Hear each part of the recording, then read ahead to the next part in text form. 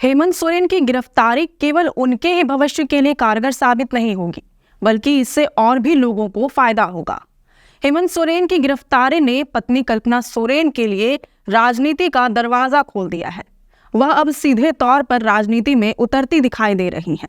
पहले मुख्यमंत्री पति को गिरफ्तारी के बाद उनका सोशल मीडिया अकाउंट संभालना, फिर भारत जोड़ो न्याय यात्रा के दौरान राहुल गांधी का पूर्व मुखिया पत्नी से टाइम निकालकर भेंट मुलाकात करना, और अब ये खबरें आ रहा कि झारखंड मुक्ति मोर्चा की कमान कल्पना सोरेन संभालेंगी।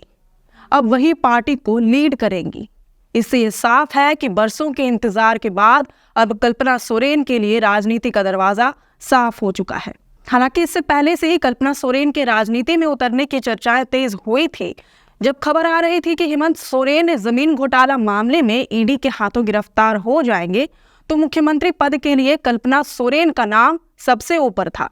ये लगभग तय माना जा रहा था कि कल्पना सोरेन ही होंगी झारखंड की अगली मुख्यमंत्री। हालांकि पारिवारिक मतभेदों और चुनावी रुकावटों के कारण ये संभव नहीं हो सका, लेकिन अब भले ही प्रत्यक्ष तौर पर नहीं, लेकिन अप्रत्यक्ष तौर पर झारखंड की पहली महिला लीडर कल्पना सोरेन ही होंगी। लेकिन इसका झारखंड की राजनीति और पार्टी पॉलिटिक्स पर क्या असर पड़ेगा, ये भी आपके लिए जानना जरूरी है। पहले तो ये समझिए कि झारखंड की राजनीति में महिलाओं की स्थिति बहुत दयनीय है। झारखंड में करीब 95 से 98% महिलाएं अपने पति या पिता की विरासत को संभालने के लिए ही राजनीति में कदम रखती हैं। ऐसा ही कुछ कल्पना सोरेन के साथ भी है। उन्हें पार्टी की बागडोर मात्र 2 कारणों से ही मिल सकती है। एक तो ये कि सोरेन परिवार का चिराग हेमंत सोरेन गिरफ्तार हो गए हैं, और दूसरा ये कि सोरेन परिवार का पार्टी में हमेशा से वर्चस्व रहा है। ये वर्चस्व इस बार भले ही सीधे तौर पर मुख्यमंत्री बनकर कायम नहीं किया जा सका, लेकिन पार्टी की कमान संभाल कर जरूर किया जा सकता है। अब चुनावी रणनीति के तहत ही सही, पर पार्टी की कमान कभी महिला नेत्री के हाथ में भी होना जरूरी था, क्योंकि महिलाएं समाज और देश का आधा हिस्सा है, लेकिन आधी आबादी की समस्याएं कभी मुख्यधारा में नहीं आ पाए, ना उनका सही से समाधान हो सका। इसके साथ ही राजनीति में पढ़ी लिखी महिलाओं की जरूरत थी। कल्पना सोरेन बहुत पढ़ी लिखी हैं। वह इंजीनियरिंग की पढ़ाई कर चुकी हैं, साथ ही MBA भी कर चुकी हैं, और उनका खुद का बिजनेस और प्ले स्कूल भी है। इसके साथ ही वह सामाजिक संगठनों से भी जुड़ी हुई हैं। इसकी वजह से झारखंड में उनकी पहचान एक आत्मनिर्भर, शिक्षित और सशक्त बिजनेस वुमन और समाज सेविका के तौर पर भी है।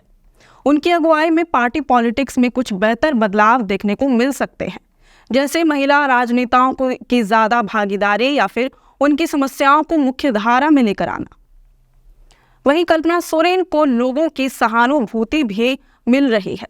इतिहास गवाह है कि पिता या पति के जेल जाने या फिर निधन होने पर राजनीति में महिलाएं अगर उतरती हैं तो उन्हें लोगों की सहानुभूति वोट के तौर पर मिलती है। साथ ही पार्टी भी उन्हें इस वक्त आगे रखना चाहेगी, ताकि उनका चेहरा लोगों के सामने आता रहे और पार्टी का प्रचार होता रहे। इससे आने वाले चुनाव में पार्टी को ही फायदा होगा। उनके आंसू के हर एक कतरे की कीमत लोगों के वोट से ही चुकता होगी। इसके अलावा एक अहम बात यह भी है कि कल्पना सोरेन आदिवासी परिवेश से है। भले ही वह उड़ीसा से है, लेकिन है वह संथाली परिवार से ही। आदिवासियों के बीच उनकी छवि किसी गैर झारखंडी के तौर पर नहीं, बल्कि एक शिक्षित और सशक्त आदिवासी महिला के तौर पर है, और इसका फायदा उन्हें झारखंड की राजनीति में जरूर मिलेगा। वहीं कल्पना सोरेन के प्लस पॉइंट ये भी है कि वह चुनौतियों का सामना करना बेहतर जानती हैं। वह अपनी जिम्मेदारियों से पीछे नहीं हटती। उदाहरण के तौर पर बताया जाता है कि वह शादी के पहले तक खाना बनाने भी नहीं जानती थी, लेकिन आज वह अपने ससुराल में एक बेस्ट कुक है। वहीं राजनीति के बारे में बात करें तो उनकी पृष्ठभूमि राजनीतिक नहीं रही है, ना ही उन्होंने राजनीति में कभी कदम रखने का सोचा था। मगर जब उनसे एक बार पूछा गया कि वह राजनीति में कब उतरेंगी, तो उन्होंने कहा था कि अगर कभी पार्टी मेरे लिए कुछ तय करेगी तो मैं पीछे नहीं हटूंगी। यानी इससे साफ है कि वह चैलेंज लेने से घबराती नहीं है। इसके साथ ही सोरेन परिवार को जिस तरह से कल्पना ने साध कर रखा है, परिवार में अपनी पोजीशन स्थापित की है, इससे उनकी लीडरशिप क्वालिटी यानी कि नेतृत्व क्षमता का भी पता चलता है। उनकी यही क्वालिटी पार्टी पॉलिटिक्स में भी देखने को मिल सकती है। वह एक अच्छी नेत्री के तौर पर उभरती दिखाई दे सकती हैं। वैसे आप क्या सोचते हैं? क्या कल्पना सोरेन को पार्टी की कमान सौंपनी चाहिए? क्या महिलाओं को भी पार्टी पॉलिटिक्स में जगह मिलनी चाहिए? इस पर आपकी क्या राय है, ये हमें कमेंट करके ज़रूर बताएं। अगर आपको ये वीडियो पसंद आया हो तो इसे ज़रूर से लाइक और शेयर करें। हमारे चैनल लोकतंत्र 19 को फॉलो और सब्सक्राइब करना ना भूलें। फिलहाल लेते हैं अलविदा। जोहार।